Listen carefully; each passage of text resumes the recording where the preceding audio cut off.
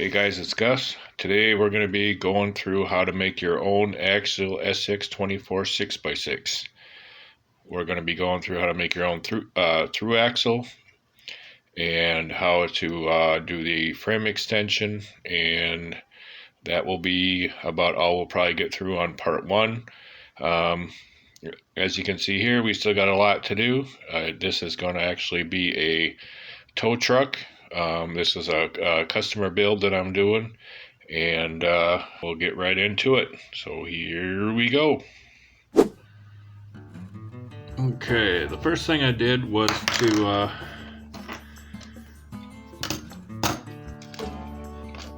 work on this through axle. Is I of course pulled the screws out in the back here, the 6 screws, and pulled the drive shaft off and pulled the worm gear out of there.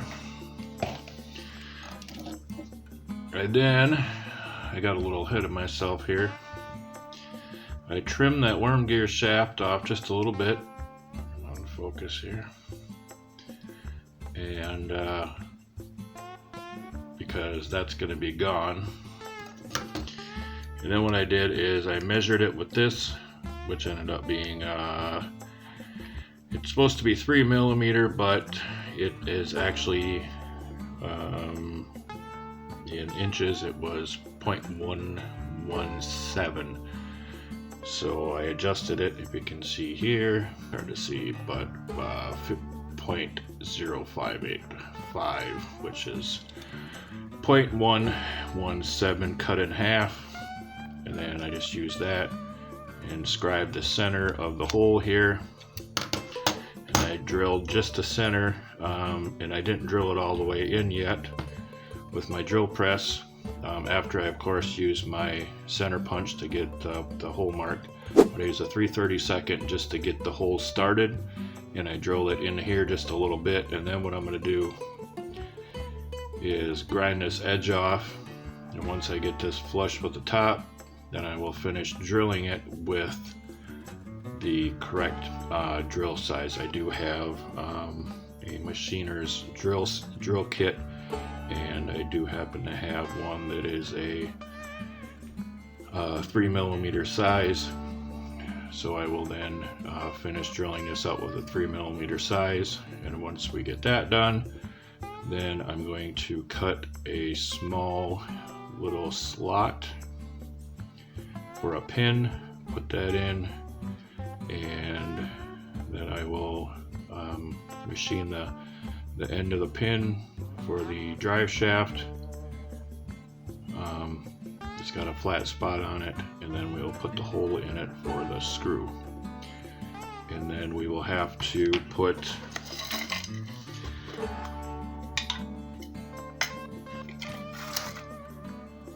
on here, we'll have to drill this all the way through. I'll leave the bearing in and use that for the location. All I'll have to do is just drill that through, and I'll probably use a little sandpaper just to kind of take that axial symbol off of there, just so it's a nice flush surface. And then we'll have our out for the rear axle. Alright, I will get you guys back on when I get closer to done. Alright, we got our hole drilled all the way through. And I wanted to point out, the reason I have this stuck in here is to make sure that it is level. So that way when you get this hole drilled in there, it doesn't wobble. So if you do that, it's going to bind up your gear.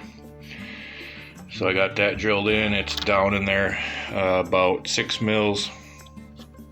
And then I measured how deep it was. And then I just spun the shaft in there. It kind of marks off how deep it is. And then I measured how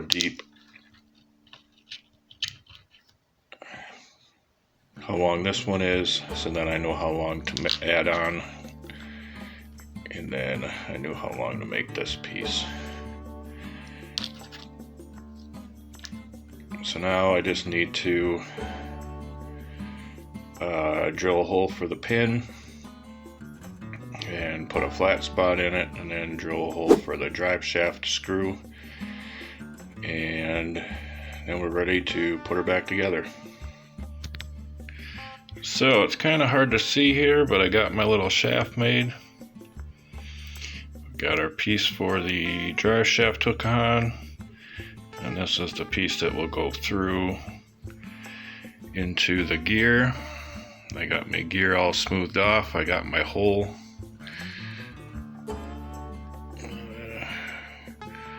The hole is, I gotta clean her up a little bit yet here. The hole is drilled in there.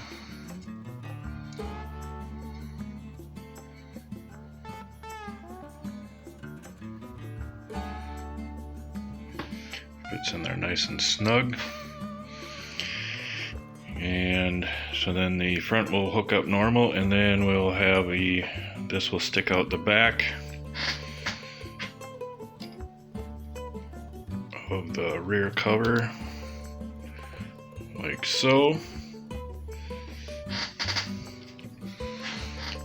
For the drive shaft for the rear axle. The pin size I used for this is it's 1.5 millimeter. It's actually out of a servo. It's the pin that goes through the gears to hold it goes from the cover to the bottom. It was a 1.5 millimeter. This is a 3 millimeter shaft.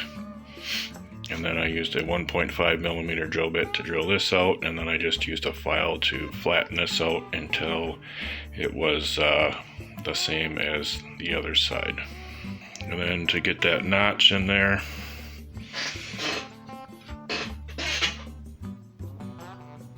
I just used one of these diamond bits for my Dremel, and I just slowly worked on cutting that out of there. But that's what you end up with.